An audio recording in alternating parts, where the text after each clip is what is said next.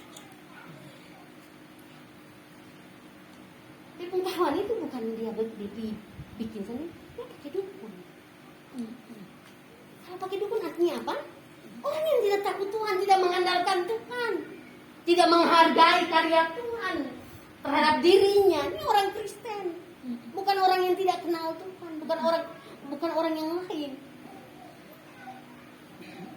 Kita melihat sini bagaimana orang percaya harus betul-betul tergantung hidup di dalam tuntunan Tuhan, minta proteksi Tuhan pagi, siang, sore, dan malam, sehingga kita sungguh-sungguh berjaga-jaga. Karena iblis itu seperti singa yang mengaum, dia cari celah.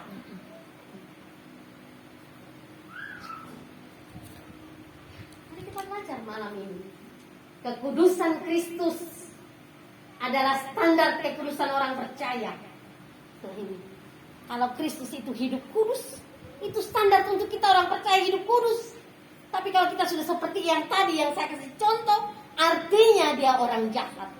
Dia tidak hidup seperti standar Allah di dalam Kristus. Orang-orang yang mengalami penyucian, pengudusan, hidup baru, hidup dalam pertobatan, hidup takut Tuhan, dia hanya tetap hidup dalam hidup yang lama. Karena cinta dunia, cinta tahta, cinta harta, lupa cinta Tuhan, kan begitu. Padahal Tuhan sudah buat banyak perkara yang baik untuk dirimu, untuk hidupmu.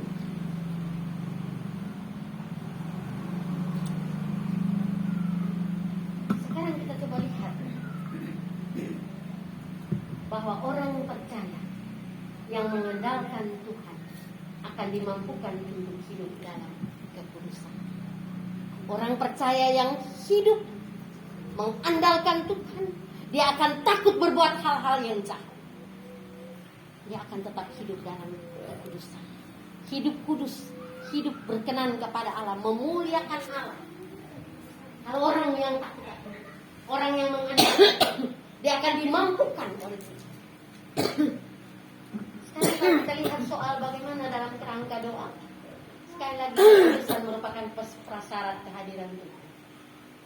Allah yang kudus tidak dapat dihampiri oleh manusia yang berdosa, yang tidak mau mengalami proses pengudusan menjadi pemilikan. Kita harus punya pemahaman bahwa kekudusan sebagai prasyarat kehadiran Allah. Matius 5 ayat 8. Kekudusan sebagai prasyarat nilai kebenaran suatu doa. Apa mama satu kali satu ibu datang di rumah, minta saya mendoakan dia karena dia sudah lelah dengan hidupnya. Ya, itu suami selingkuh. Selingkuh bukan gelap-gelap, terang-terang. Di depan biji mata, bahkan dia lagi dibawa suruh dia pergi suami di dukun. Kemudian dukun bikin ada babunyi segala macam dalam rumah. Dia sonde mau tidur dalam rumah, dia sonde tenang dalam rumah. Ini istri.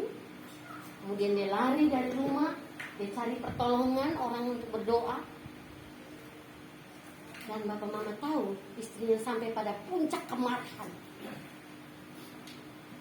Dia terlalu benci dia. Dia benci dia. Dia sayang dia tapi dia buat jahat itu. Dia bisa pergi dengan perempuan lain.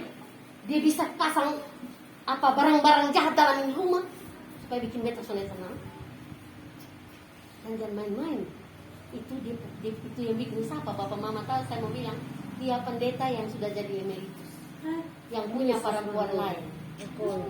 Serius mama. Istrinya nih menangis. Telepon saya sambil menangis. Menangis. Istri pendeta yang sudah emeritus. Yang kan menangis. Saya berdoa dengan dia sambil menangis. Saya bilang, mama jangan takut. Pendeta gini. Saya bilang, mama mau pergi mana? Mau pergi lapor ibu pendeta Mary, mari. Saya bawa. Walaupun dia sudah emeritus, mari saya bawa. Karena dia masih digaji oleh sini. Ada perempuan lain. Tapi dia pasang segala macam barang jahat dalam rumah, bikin dia tidak tenang dalam rumah. Bayangkan, ini pendeta, bukan omong orang lain, pendeta. Pendeta yang emeritus.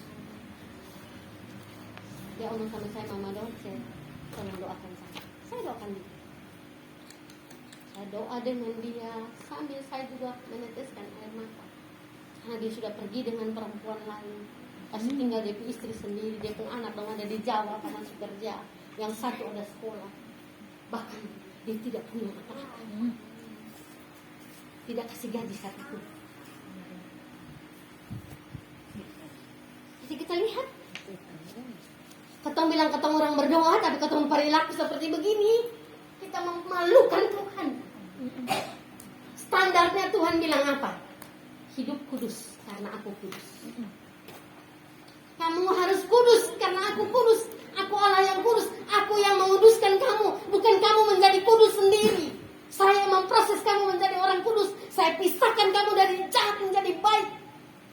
Saya menyerahkan diri saya untuk kamu. Saya mati untuk kamu. Supaya jangan lagi kamu hidup dalam kejahatan. Tetapi hidup dalam kebenaran. Hidup dalam kekudusan. Masih banyak ada hamba Tuhan termasuk pendeta bisa tinggal di dalam kejahatan. Saya bercerita kan saya hamba Tuhan, saya melayani. Kalau saya bercerita, saya sering berdoa, saya minta Tuhan. Banyak orang tidak mau hidup dalam standar Tuhan. Padahal Tuhan sudah memberi dirinya, mengorbankan segala-galanya, supaya kita jangan binasa karena dosa. Kita tidak boleh tinggal di dalam dosa. Kita harus hidup kudus di dalam rumah Bapa kita.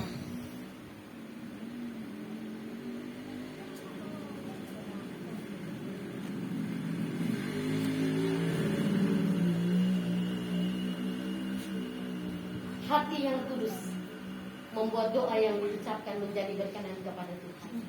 Karena Roh Kudus sendiri akan berdoa dan menuntun kita, menaikkan doa-doa kita. Roma 8 ayat 1. Saat kita tidak mampu, tidak berdaya, Roh Kudus mendoakan apa yang minta dibebani beban doa. Kita tidak sanggup berkata-kata lagi karena kita tidak berdaya, tetapi Roh Kudus menolong kita. Hati yang tidak kudus akan memungkinkan motivasi doa yang tidak kudus, yang ingin mendapat pujian dari manusia.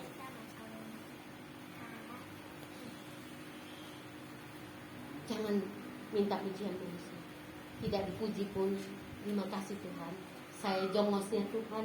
Yang penting Tuhan puji saya, Tuhan sayang saya. Selesai. Orang tidak hargai satu terima kasih. Ini standar. Hati yang tidak kudus akan memungkinkan motivasi doa yang tidak kudus. Bayangkan ada satu istri datang ke saya dan bilang begini, Mama Dolce tolong berdoa, tapi pulang ini kalau boleh kalau beta pun doa, minta lah dia mati celaka di otot. Dia pejabat loh, dia pejabat penjabat bupati di salah satu kota di provinsi. Istrinya sudah tidak sanggup, tidak berani bawa mobil pilih perempuannya. Jadi penjabat bupati juga masih gigi dan perempuan. Saya bilang Mama minta maaf ya, saya bisa berdoa karena Mama pun perminta. Mama minta berdoa supaya otot tabrak Mama pun soalnya dengan celaka dengan itu mobil saya bisa berdoa Mama. Kita ikut rasa Mama pun susah, Mama bisa berdoa begini. Kita minta maaf. Mama bisa kok minta ampun di Tuhan Allah. Minta ampun di Tuhan. Katakan Tuhan beta minta ampun. Beta sudah merencanakan beta suami punya kematian, tapi belum tentu itu dikehendaki kita. Saya bilangnya Mama tahu, saya bilang Bapak nih pung hati yang diambil oleh perempuan lain. Sampai ada di Mama lain dengan anak-anak. Pung hati sudah berpindah dari Mama kepada perempuan lain. Beta usah berdoa minta celaka dengan pengalaman karena ada guna. Kalau boleh beta mau berdoa kasih Mama bilang mau bilang Tuhan kembalikan hatinya kepada Mama dan bukan berdoa begitu. Dia kaget, dia sadar, dia datang di rumah. Kemudian kita habis berdoa cukup lama tidak ketemu. Saya ketemu lagi, saya lihat dari jauh, saya bilang Tuhan terima kasih, saya pegang. saya ngomong, terima kasih. Kembali bapak ada suami. Yang tadi dia bilang doa aku mau celaka di mobil. Soalnya jadi lah itu kan. Tuhan aku sudah pulihkan.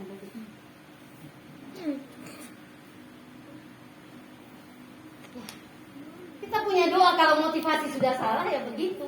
Hati yang tidak kudus juga memungkinkan kita salah berdoa. Ya Yakobus 4 ayat 23 itu hanya untuk apa? Memuaskan hawa nafsu. Itu yang tadi saya bilang. Memuaskan hawa nafsu saja. Isi dari permohonan kita seperti itu. Yang ketiga, kekudusan sebagai prasyarat suatu jawaban doa. Doa mengakibatkan Tuhan mendengarkan doa. Dosa mengakibatkan Tuhan tidak mendengarkan doa. Mazmur 66 ayat yang ke-18.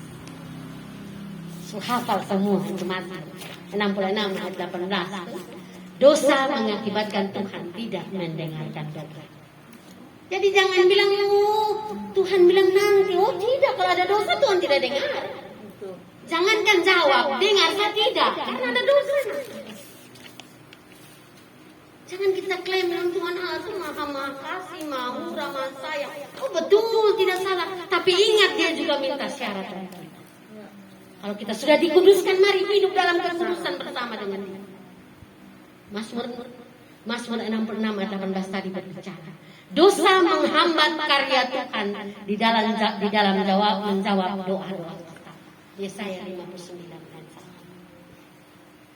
1. Jadi dosa juga menghambat karya Tuhan. Tuhan mau berkarya ke mana? Yesaya 59 ayat 1. Karena itu secara sederhana saya mau Bapak Mama belajar malam ini. Kalau kita orang Kristen ingin berdoa, maka kita perlu melakukan pernapasan rohani. Bapak Mama tahu toh pernapasan biasa? Tarik napas berarti hirup udara yang bersih. Kalau kita mengeluarkan udara berarti kita udara kotor dari dalam tubuh. Artinya apa? Mari kita mengaku dosa-dosa kita kepadanya. Kita mengeluarkan udara kotor, ya. Semua yang kotor dalam diri kita, kemudian kita menghirup udara bersih. Artinya kita meminta Roh Kudus bertakhta dalam hati dan hidup kita, membaharui kita supaya kita tetap ada dalam perkenanan Tuhan. Doa dengan iman akan dikuduskan bila dia mengakui dosa-dosa. Belajar mengaku dosa di hadapan Tuhan. Mengaku di depan manusia ini kotong bakalai besar. Dia habis mengaku di pun bini dapat lonyi. Dia habis mengaku di pun salah, di pun laki dapat pokok. Karena apa? Mengaku satu dengan yang lain. Coba kita belajar mengaku dulu dengan Tuhan. Ya tuh? Mengaku dosa kita dulu di hadapan Tuhan. Ada istilah singkatan yang pendek, SMS. Setuju bahwa saya sudah berdosa? Setuju bahwa saya sudah berdosa itu S. M, menyesali dosa-dosa kita. Dan S yang berikut, SMS itu. S yang berikut ada syukur bahwa Tuhan mendengar doa pengakuan dosa kita. Ini ada di sini. Ya. SMS. Tuhan, saya setuju bahwa saya berdosa di mata Tuhan. Saya menyesal, saya sudah mendukakan hati Tuhan. Menyesal, syukur, saya bersyukur karena Tuhan mati di kayu salib menebus dosa-dosa saya. Dan saya percaya dosa saya diampuni. Hanya orang yang hidupnya dikuasai oleh Kristus, dia mampu untuk hidup berkenan kepada Tuhan. Langkah pernapasan rohani, pertama siapkan hati supaya kita bisa mengakui dosa-dosa kita. Kemudian kita minta Roh Kudus menyingkapkan dosa-dosa kita. Ini minta maaf. Saya mungkin perlu minta maaf pada Bapak Mama yang ada di persekutuan doa yang ya kadang-kadang tunjuk orang pendosa, senerusak. Mari kita belajar. Biarlah Roh Kudus yang menunjuk dosa-dosa kita, supaya kita mau mengaku di hadapan Tuhan. Kemudian akui Akui semua dosa itu seperti 1 Yohanes 1 ayat yang ke-9. Jika kita mengaku dosa kita, maka Allah setia dan adil.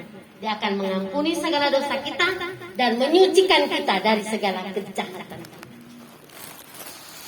Jadi kita mengaku kepada Tuhan. Tuhan itu maha murah, maha kasih. Kita akan mendapatkan pengampunan. Sekali lagi, saya akan memberikan kesimpulan dari materi ini. Kekudusan bukanlah sekedar panggilan, tetapi lebih dari itu harus merupakan bagian dari sikap hidup orang percaya. Mari belajar hidup kudus. Bukan berarti ketong sonde berdosa. Ya?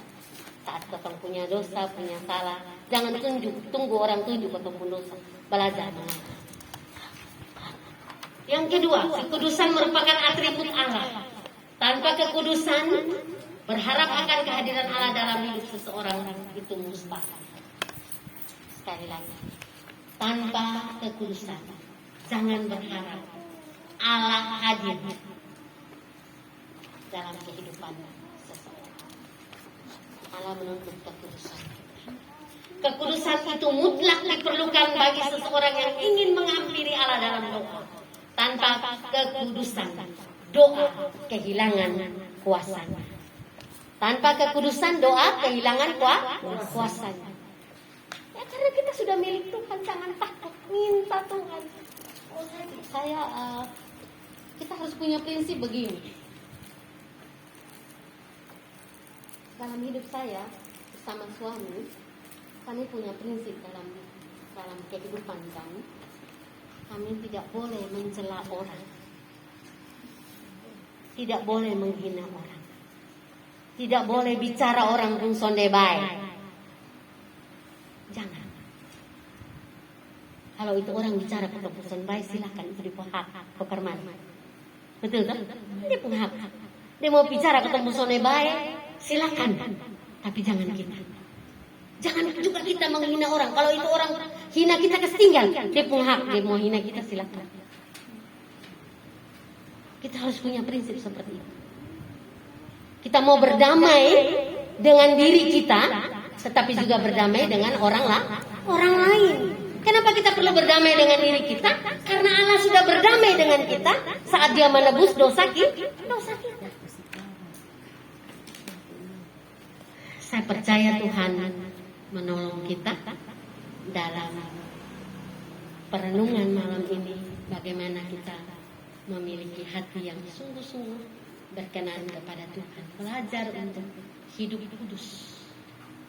Itu merupakan proses, bukan satu kali seumur hidup, tapi tiap-tiap hari. Mari kita belajar untuk hidup berkenan kepada Tuhan.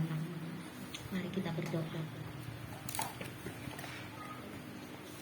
Tuhan Yesus, kami berterima kasih.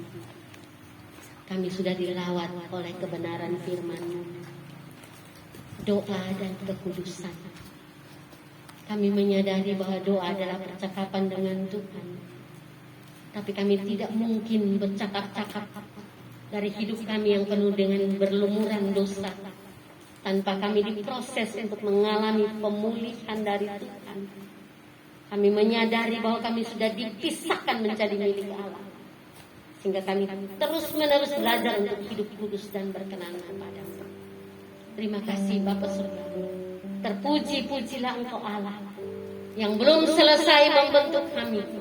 Karena sepanjang kami hidup, Tuhan sementara memproses kami. Supaya kami menjadi orang yang hidup berkenan kepada-Mu, menyenangkan hati-Mu, dan memuliakan-Mu. Dalam nama Tuhan Yesus kami berdoa. Amin.